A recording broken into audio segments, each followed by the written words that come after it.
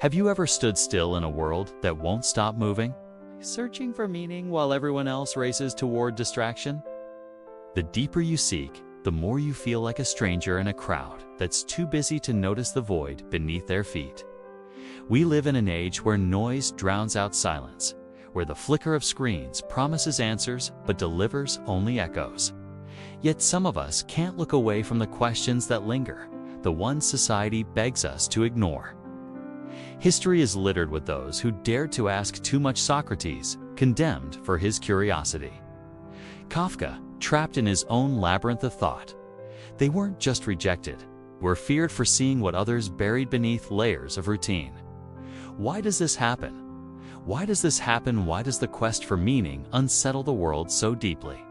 It's because meaning isn't a gift society hands you. It's a fire you must steal, and most are too afraid to feel its heat. Think of the last time you tried to talk about life's bigger picture with someone. Did they nod politely, then pivot to something safer, something smaller, as if your words were an intrusion? That discomfort isn't random, it's a reflex. Deep thought doesn't just challenge opinions. It threatens the fragile scaffolding people build to keep chaos at bay.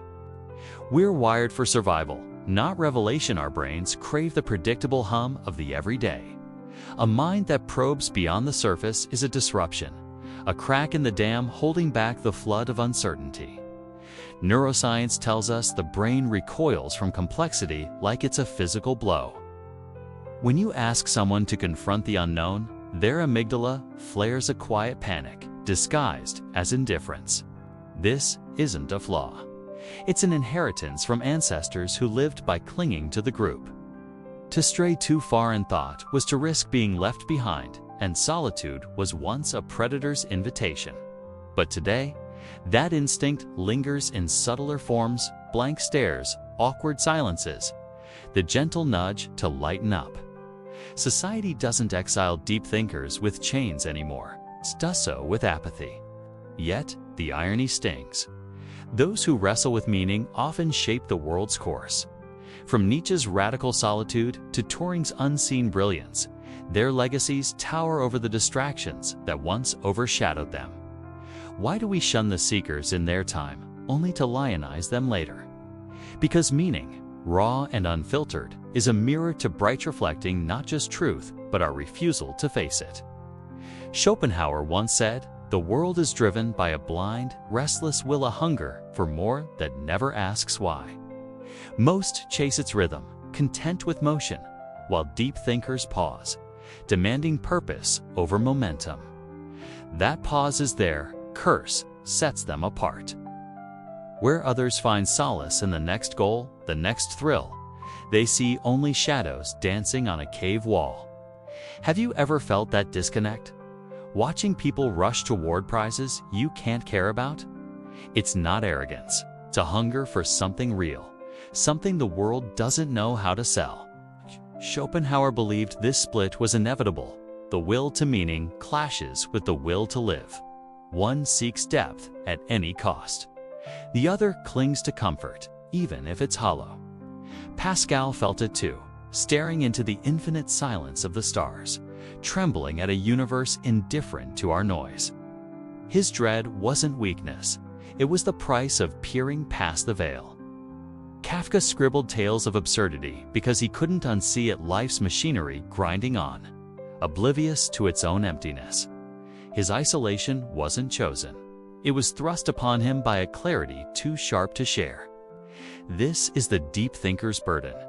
The more you grasp, the less you can pretend. Ignorance offers a warm blanket. Awareness strips it away, leaving you shivering in the truth. But there's a flip side: solitude can be a sanctuary. Schopenhauer saw it as a privilege, a space where the mind unfurls, free from the clamor of the crowd. He urged those who seek meaning to lean into their aloneness, to let it fuel their fire. The world may not listen, but the page, the canvas, the quiet hours, they hear everything. Today, that solitude feels harder to claim. Distraction as a currency, and attention is its gold. Social media doesn't reward depth. It thrives on the quick, the loud, the fleeting. Scroll through the endless stream. Memes outpace manifestos. Rants bury reflection. The algorithm knows what keeps us hooked, and it's not the slow burn of understanding. Yet, the brain plays its part to cognitive ease, lulls us into the familiar, the simple. A question without an easy answer isn't a spark. It's a weight most won't lift. In groups, it's where status trumps substance, and meaning becomes a threat to the pecking order. One-on-one, your thoughts might land. In a crowd, they're drowned by the need to belong. The Dunning-Kruger effect twists the knife. The least aware shout loudest, while the wise doubt their own voice. Confidence, not clarity, wins the stage, leaving depth in the wings.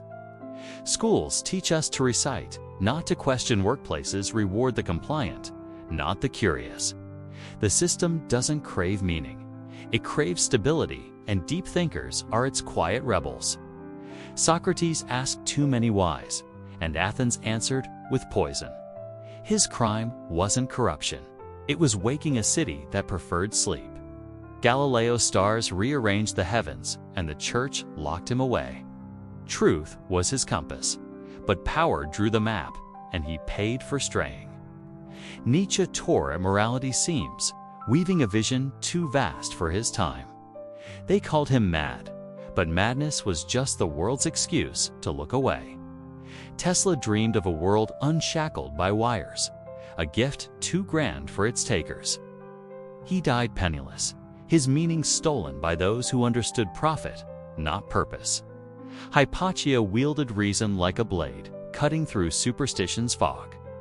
A mob silenced her, but her echo still haunts the halls of thought, unyielding. These weren't just thinkers, they were seekers, chasing meaning through a haze of resistance. Their lives were sparks, snuffed out by a world unready for their light.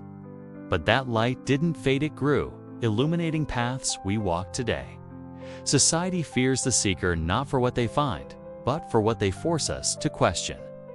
If you've ever felt that pulsa itch to understand, to dig deeper, you're not alone. The world may turn its back, but history whispers that you're in good company. So what do you do when the crowd dances to a tune you can't hear? You don't have to shout over them sometimes. A quiet step forward is enough. Einstein distilled the cosmos into equations a child could grasp, proving depth needn't alienate. Meaning doesn't demand a megaphone. It asks for a bridge, however small. The world needs those who seek, even if it doesn't know it yet. Every revolution, thought, art, science began with a mind that refused to settle.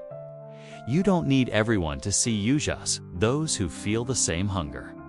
One connection forged in depth outshines 1,000 fleeting nods. Still, the rift remains. To chase meaning is to walk alone, at least for a while. The crowd clings to distraction while you wrestle with the silence they avoid. But what if that silence holds the answers they'll never find?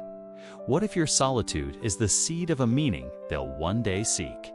Look around, a world of noise, chasing shadows that vanish by dawn. Deep thinkers don't just see through it, they build something lasting in its place. Your mind is a compass in a storm, pointing where others fear to sail.